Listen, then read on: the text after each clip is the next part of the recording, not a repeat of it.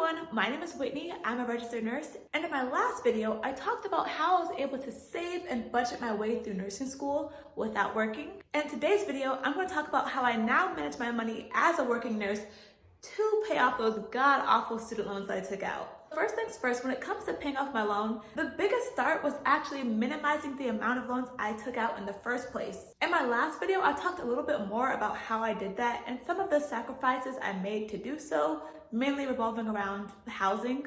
But aside from minimizing the amount of loans that I took out in the first place, the next thing was figuring out how to maximize my income. And part of that, honestly, was simply just to go where the money resides. And that, as a registered nurse, is definitely Northern California. Northern California is definitely known as one of the top paying places to work as a registered nurse. And getting a job here as a new grad nurse was definitely easier said than done, which I actually already talked about as well in a previous video, because that is a whole another story in itself. But anyways, as far as pay goes, just to give you a visual reference of the huge pay difference that is out here, the hospital jobs that I could have gotten there right out of the gate after graduation and after passing my NCLEX was paying about $28 to $32-ish an hour starting out as a new grad. However, the jobs that I was applying for here in Northern California, I'll put one example on the screen just because it's public information you can find online on the internet. They were paying $55 an hour, and that's just to start out like training. And then it goes up from there after like 90 days or like 6 months. That hospital there is not where I actually ended up getting hired, because why would I put that online?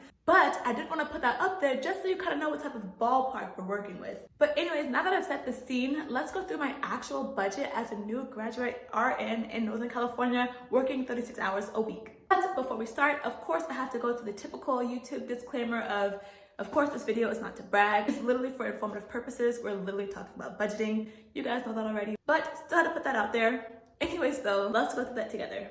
This number right here is my net take-home pay, which is after taxes, social security, union dues, all of that. This is my take-home pay here. I actually have a formula inside of the Excel spreadsheet that subtracts anything in these columns here from my net payment. This is already filled in, so you can't really see it. But for instance, if I put this tithe number back to 0, then you see I have $565 left. But once I put it in here, it says, okay, everything's balanced. So that's why I have these columns set up here. And then these columns to the right in the yellow is actually how I kind of live track my expenses. So as I type in what I'm spending for this category throughout this pay period of October 14th, I was adding in what I was spending. So $32 here, $12 there. And if you scoot over to the right, then you see how much money I have left. It's set to automatically subtract. And then finally, this red column is basically the sum of how much money I have left altogether that's not spent. Hopefully that makes sense. But anyhow, now let's just go over the categories themselves. So for this video in particular, I wanted to use my first budget of when I actually started working. Because when I first started working, I actually wasn't living with my parents. The hospital that I trained at was a few hours away from home. So I actually had to pay rent, utilities, and all that type of thing. And I feel like that's a little bit more relatable. So that's why I wanted to use that budget for this video. And that's also my very, very new grad pay. But anyways, as far as living expenses go, just like in nursing school, I decided to, rather than get a whole expensive Bay Area apartment, I chose to rent a room in a house with 3 other ladies.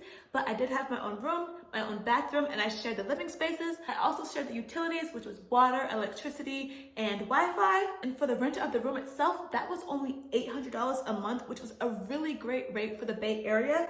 And utilities, here on my budget, I have $75, but I think that's because that was the month that I was gonna move out or something. Typically though, it was more so around $150 a month.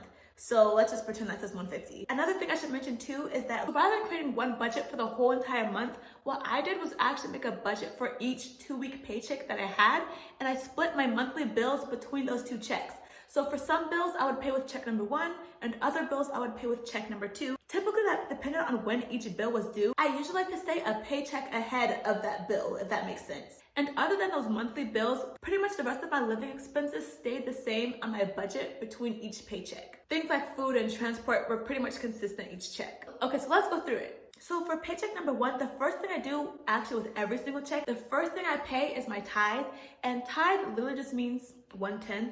And the story behind that is basically, so part of my belief and my understanding of the Bible is that I'm supposed to return 1/10 of my income back to God. He supplies me with everything that I need. I get to keep 90% of that, and he just asks for 10% of that in return. And that 10% is my tithe. And in the Bible, God says to test me in this tithing, and see if I will not throw open the floodgates of heaven and pour out so much blessing that you don't even have nowhere to store it. Like, try me, test me and see. And he probably didn't say it like that, but I'm a true, sincere believer in that. I have been tithing since I have had an allowance, tithing through my brokest times in college, and tithing now.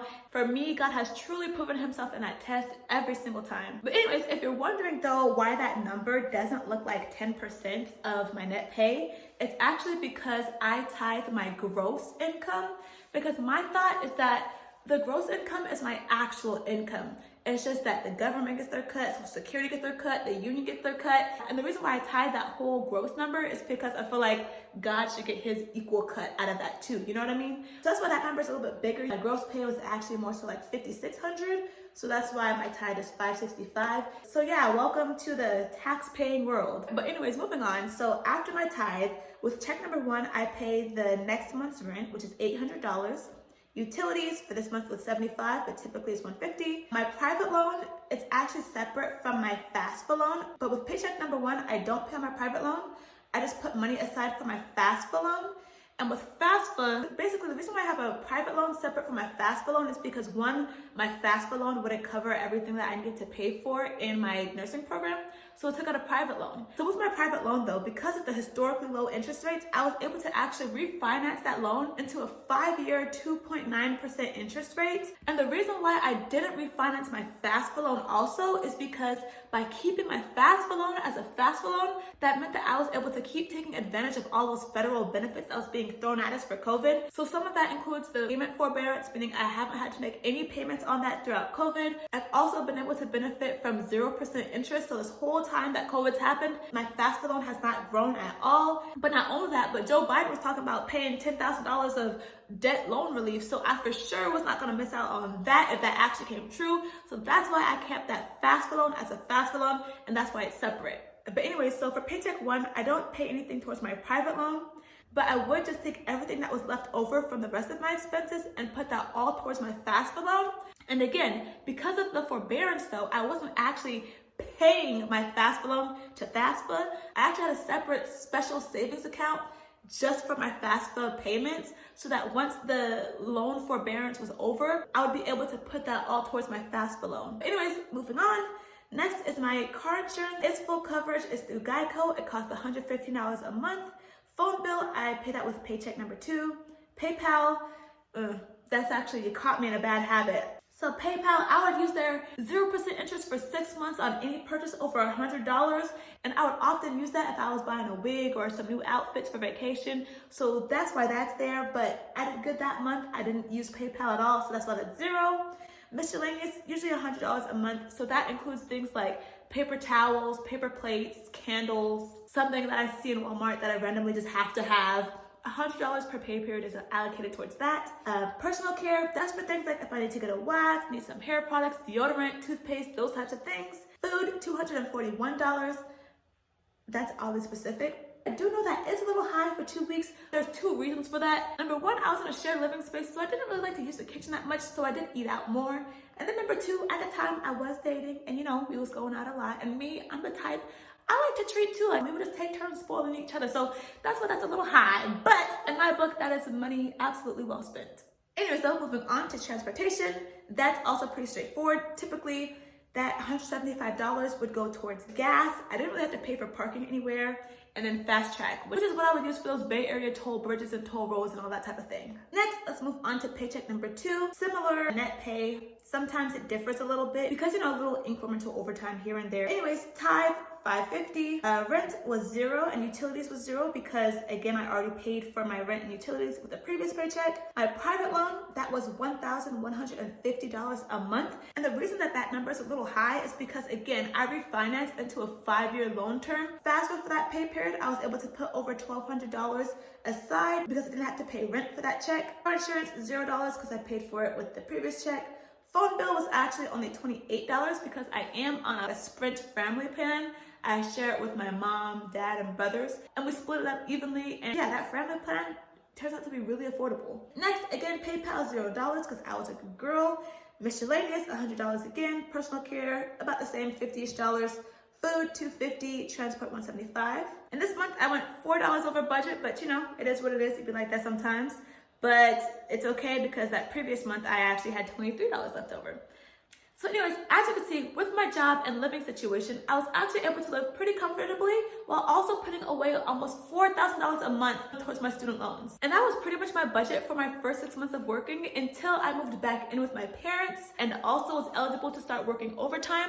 That's when my debt payment started going into a whole different ballpark, which I could make a video about that as well. If you're interested, just let me know in the comments. I'm more than happy to make a video about that. My budget now though is actually much different than both of these previous budgets because as I have mentioned in a previous video, I cut my hours big time, stopped working overtime, and I just took a break from the grind because I burnt myself out. And my budget is definitely paying for it, which we can talk about too if you want. I could talk about how I manage that as well. But in the meantime though, thank you so much for watching this video. I hope you enjoyed it. If you did, go ahead and leave a like. And if you'd like to hear more, go ahead and subscribe. Thank you so much for watching and I'll see you in the next one.